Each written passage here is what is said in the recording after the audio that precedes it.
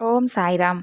శ్రీ సచ్చిదానంద సమర్థ సద్గురు సాయినాథ్ మహారాజ్‌కి జై. మన సాయి కుటుంబ సభ్యులందరికీ నమస్కారం అండి. ఎలా ఉన్నారు? ఏం చేస్తున్నారు? మీరందరూ కూడా సంతోషంగా, క్షేమంగా, ఆరోగ్యంగా ఉండాలని, సాయినాథుని యొక్క ఆశీస్సులు మనపై ఎప్పుడూ ఉండాలని మనస్ఫూర్తిగా ఆ సాయిని వేడుకుంటూ ఈరోజు వీడియోను మొదలుపెడుతున్నాను. ఇక ఈరోజు వీడియోలో బాబాగారి సందేశం ఏమిటి అంటే, బిడ్డా నీకు అధిక మొత్తంలో ధనలాభం కలగబోతుంది. ధనలక్ష్మి నిన్ను వరించబోతుంది అని అంటున్నారు. మరి ఈ సందేశంలో ఉన్నటువంటి పరమార్థం ఏమిటో తప్పకుండా బాబాగారి మాటల్లోనే ఈ సందేశం ద్వారా ఈరోజు మనం ఈ వీడియోలో తెలుసుకుందామండి.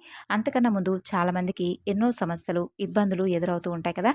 మరి అలాంటప్పుడు అంటే ఒక్కొక్కరికి ఒక్కొక్క సమస్య ఉంటుంది. కుటుంబ సమస్యలు, భార్యాభర్తల మధ్య గొడవలు, అలాగే ప్రేమించిన వారు విడిపోవడం, కోర్టు సమస్యలు, ఇలా ఎవరికి తగినటువంటి సమస్యలు వారికి ఉంటాయి కదా! శ్రీ సాయి భగవతి జ్యోతిషాలయం గురువుగారు పవన్ నంబూద్రి గారు మీకు ఏ సమస్య ఉన్నా కానీ మీరు ఉన్న చోటనే ఫోన్ ద్వారా 100% శాశ్వతమైనటువంటి పరిష్కార మార్గాన్ని మీకు తెలియపరుస్తారు.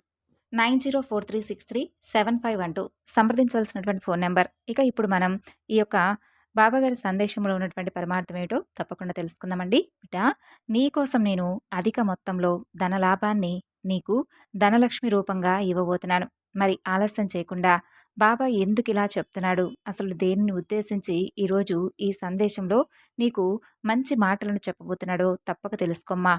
చూడు, నీ మంచితనం వలన జీవితంలో ఇప్పటికే ఎన్నో రకాలైనటువంటి కష్టాలు, నష్టాలు, ఎదురు దెబ్బలు ఎదురైనప్పటికీ కూడా నీ మంచితనం వలన నీకు భగవంతుడు ఏదో ఒక రూపంలో ఎక్కడికక్కడ సమస్య అనేది పెద్దది కాకుండా నిన్ను ప్రతి క్షణం బయటపడవేసేలా నీకు సహాయాన్నైతే అందిస్తూ ఉన్నాడు.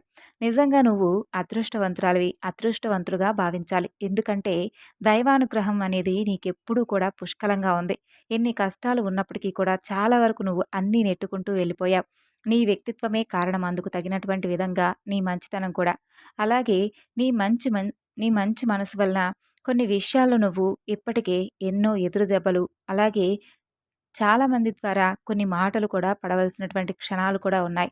అలా ఎదురైనప్పుడు కూడా నువ్వెప్పుడూ కూడా నీ మంచితనాన్ని విడిచిపెట్టుకోలేదు. అయితే నీకు రాబోయేటటువంటి రోజుల్లో ధనలక్ష్మి నిన్ను వరించబోతుందనే చెప్పుకోవాలి. ఎందుకంటే నీవే అడిగావు కదా! బాబా, నా అవసరానికి సరిపడా తప్పకుండా నీవు అంటే ధనాన్ని నీవు ఏదో ఒక రూపంలో అయితే నాకు సహాయం చేయి బాబా అని అన్నావు కదా! అది ఏదో ఒక రూపంలోనే కాదు. నీ కష్టానికి నీ కష్టానికి సంబంధించి నువ్వు ఎంతైతే కష్టపడ్డావో అంతకు మించినటువంటి ప్రతిఫలం అనేది నీకు బాబా ఇవ్వబోతున్నాడు. నిత్యము కూడా కష్టపడుతూ ఉన్నావమ్మా. చాలా అలిసిపోయావు.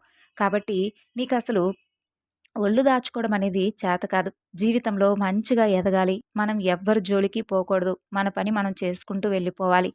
ఎవరి దగ్గర దేహి అని చెప్పి చేయి చాచే పరిస్థితి నాకెప్పుడూ కూడా రానివ్వకు బాబా అన్నావుగా. అలాగే కోట్లు సంపాదించకపోయినా పర్వాలేదు బాబా, ఒకరి దగ్గరకు వెళ్ళి మాకిది కావాలి అని చెప్పి అలాంటి పరిస్థితి అయితే నాకెప్పుడూ రాకూడదని చెప్పి దృఢమైనటువంటి సంకల్పంతో నువ్వున్నావు కాబట్టి కష్టించేటటువంటి మనసు నీలో పూర్తి స్థాయిలో ఉంటుంది కాబట్టి ఈరోజు ప్రతిఫలం కూడా అలాగే దక్కబోతుంది. ప్రతిరోజు కూడా కష్టపడుతూ ఉండి కాస్త నీవు అంటే నీ కుటుంబ సభ్యులతో సమయాన్ని కూడా కేటాయించలేక చాలా ఇబ్బంది పడుతూ బాధపడుతూ ఉన్నావు. వాళ్ళతో కనీసం సమయాన్నైనా నాకు కాస్తైనా వారితో సంతోషంగా గడిపే విధంగా అయినా ఛాన్స్ రావడం లేదు బాబా అని చెప్పి ఎన్నో రోజులుగా బాధపడ్డావుగా. నీ కష్టానికి తగిలినటువంటి మంచి ప్రతిఫలం అనేది తప్పక ఇవ్వబోతున్నాను. వారితో నువ్వు సంతోషంగా, ఆనందంగా సమయాన్ని కూడా గడుపుతావు. మానసికమైనటువంటి సంతోషం అనేది కూడా చాలా చాలా ముఖ్యమని తెలుసుకో. అయితే చిన్న చిన్న సంతోషాలు నువ్వు ఎక్కువగా కోల్పోతూ ఉన్నావు. ఈ విషయాలను ఒకసారి గుర్తుకు చేసుకో. ఎందుకంటే బాధలు, అవమానాలు ఇవన్నీ కూడా పడి ఉన్నావు కాబట్టి అలాంటివి ఎప్పుడూ కూడా నీ జీవితంలోకి ఇక రాకూడదని చెప్పేసి నీవు శక్తికి మించినటువంటి ప్రయత్నాలు చేస్తూ ఉన్నావని నాకు తెలుసు. అలాగే కుటుంబ సభ్యులకు కూడా తప్పకుండా నీవు నీ వంతుగా న్యాయం చేశావు. వారి జీవిత అంటే మీ జీవిత భాగస్వాములు కావచ్చు, నీ సంతానం కావచ్చు, నీ తల్లిదండ్రులకు కావచ్చు, ఇలా ప్రతి ఒక్కరికి కూడా నీ మీద ఆధారపడిన వారికి అన్ని విధాలుగా నువ్వు ప్రతి ఒక్కరికి కూడా చక్కగా నీ వంతు నువ్వు న్యాయం చేశావు. అయితే కోటీశ్వరుడికి ఉన్నవాడికి పెద్ద చెట్టుకు పెద్ద గాలి, చిన్న చెట్టుకు చిన్న గాలి అన్నట్లుగా ఎవరికి ఉండే బాధలు వారికి ఉంటూ ఉంటాయి. అలాగే బాధలు లేనటువంటి మనిషి అంటూ ఈ భూమి మీద ఎవ్వరూ ఉండరు. అయితే నువ్వు చేయవలసింది ఏమిటో తెలుసా? భగవంతుణ్ణి ఇప్పటి వరకు పూర్తిగా నమ్మావు. ఇక నుండి ఇంకా ఎక్కువగా నమ్మకాన్ని పెంచుకో. దైవాన్ని నమ్ముకున్న వాళ్ళు చెడిపోయినట్లుగా ఎక్కడా చరిత్రలో లేదమ్మా.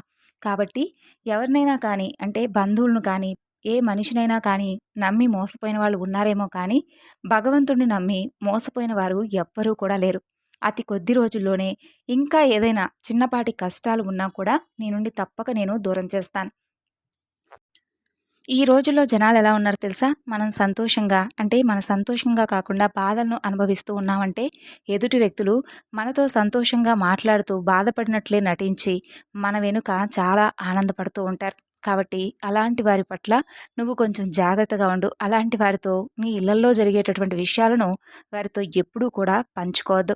ఎందుకంటే మనం సంతోషంగా ఉంటున్నామంటే మన బంధువుల్లోనో అంతెందుకు మన రక్త సంబంధికులు కూడా చూసి ఓర్వలేకపోతూ ఉన్నటువంటి సమాజం. కాబట్టి ఎప్పటికప్పుడు నువ్వు జాగ్రత్త పడుతూ ఉండు. అలాగే నువ్వు చేస్తున్నటువంటి పని పట్ల నీవు నమ్మకాన్ని పెంచుకొని, ధైర్యాన్ని పెంచుకొని, నీ పనిని నువ్వు న్యాయపరంగా చేసుకుంటూ ఉన్నన్నాళ్ళు నిన్ను ఎవరూ కూడా ఏమీ చేయలేరు. భగవంతుడి యొక్క అనుగ్రహం నీకు పుష్కలంగా ఉంటుంది. అలాగే నీకు చాలా వరకు కూడా ఎవరి విషయాల్లో కూడా జోక్యం చేసుకునేటటువంటి అలవాటు అస్సలు లేదు. ఎవరి విషయాల్లో నీవసలు కలగజేసుకోవు. కానీ పని కట్టుకొని మరి కొంతమంది మన వ్యవహారాల్లో పాలు పంచుకోవాలని, మనం ఏం చేస్తున్నామా?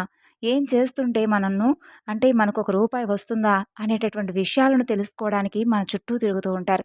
కాబట్టి అలాంటి వారి పట్ల ఒక కన్నేసి జాగ్రత్తగా ఉండు. నువ్వు చేసేటటువంటి పనిని వారితో వెల్లడి చేయవద్దు. అలాగే నీకు ఏదైనా కానీ దేంట్లో అయినా ఒక లాభం వచ్చినా కూడా నువ్వు ఎవరికీ కూడా చెప్పుకోవద్దు. ఒకవేళ నీకు అంటే ఎవరికైనా సహాయం చేయాలనిపిస్తే నిజంగా పేదవారికి సహాయం చెయ్యే కానీ, ఎవరైనా కానీ నీ ముందు వచ్చి నువ్వు చేస్తున్నటువంటి పని పట్ల ఏదైనా కానీ గుచ్చి గుచ్చి అడిగితే మాత్రం ఎవరికీ కూడా నువ్వు చేస్తున్నటువంటి పని గురించి వెల్లడి చేయవద్దు.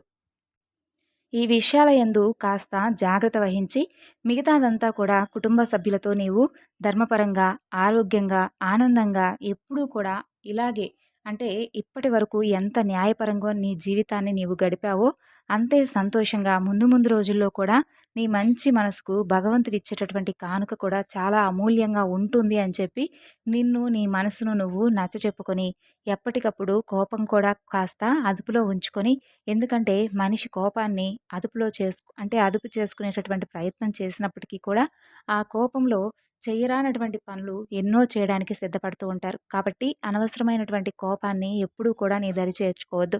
అలాగే మొండితనాన్ని కూడా ఎక్కువగా అలవాటు చేసుకోవద్దు.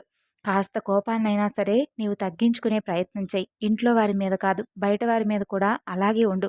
ఎందుకంటే మనం ఏదైనా కానీ మన సొమ్ము తింటున్నటువంటి మన రక్త సంబంధికులే మనల్ని అర్థం చేసుకోలేనప్పుడు బయట వారు కూడా మనల్ని అర్థం చేసుకోరు. కాబట్టి ఎప్పుడూ కూడా నువ్వు ఎక్కువగా ఎవరిని కోప్పడవద్దు. మనిషి ప్రేమను తీసుకున్నటువంటి గుండె ద్వేషాన్ని తీసుకోలేదు, తట్టుకోలేదు. ఇది అర్థం చేసుకో. సంతోషంగా, ఆనందంగా నీ జీవితాన్ని గడుపుతావని ఈ సాయి ఎప్పుడూ కూడా నీ నుండి కోరుకుంటూ సెలవు తీసుకుంటున్నాడు. ఓం సాయిరాం. సర్వేజన సుఖినో భవంతు.